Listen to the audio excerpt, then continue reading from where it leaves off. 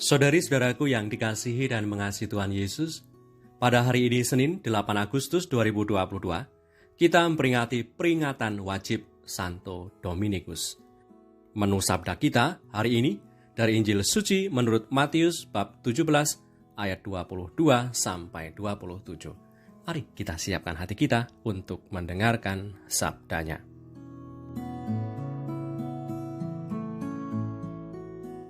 Pada waktu Yesus dan murid-muridnya bersama-sama di Galilea, Ia berkata kepada mereka, Anak manusia akan diserahkan ke dalam tangan manusia, dan mereka akan membunuh Dia, dan pada hari ketiga Ia akan dibangkitkan. Maka hati murid-muridnya itu pun sedih sekali. Ketika Yesus dan murid-muridnya tiba di Kapernaum, datanglah pemungut biaya bait Allah kepada Petrus dan berkata, Apakah gurumu tidak membayar biaya 2 dirham itu? Jawabnya, memang membayar. Dan ketika Petrus masuk rumah, Yesus mendahuluinya dengan pertanyaan, Apakah pendapatmu Simon? Dari siapakah raja-raja dunia ini memungut biaya dan pajak? Dari rakyatnya atau dari orang asing? Jawab Petrus, dari orang asing. Maka kata Yesus kepadanya, jadi bebaslah rakyatnya. Tetapi, supaya jangan kita menjadi batu sandungan bagi mereka, pergilah memancing ke danau. Dan ikan pertama yang kau pancing, tangkaplah dan bukalah mulutnya, maka engkau akan menemukan mata uang 4 dirham di dalamnya. Ambillah itu dan bayarkanlah kepada mereka, bagiku dan bagimu juga. Demikianlah sabda Tuhan, terpujilah Kristus.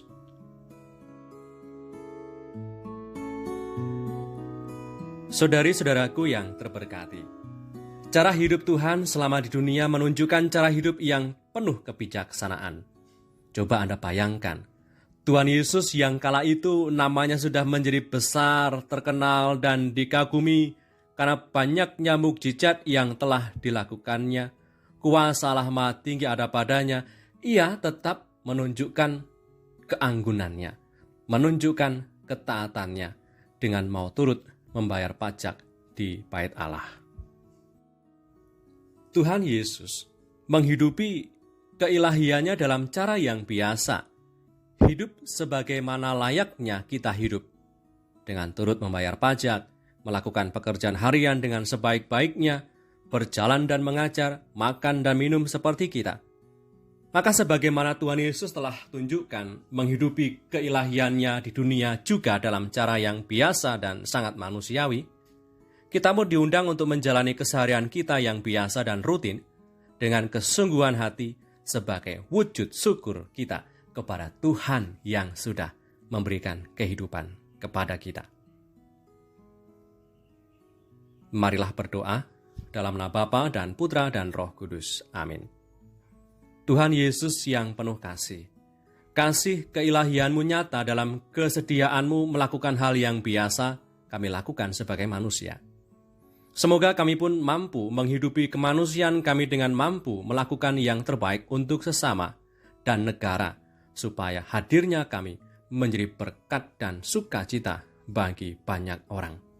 Sebab Engkaulah Tuhan dan Penyelamat kami, yang hidup dan berkuasa bersama Bapa dalam persekutuan Roh Kudus, Allah Meraja sepanjang segala masa.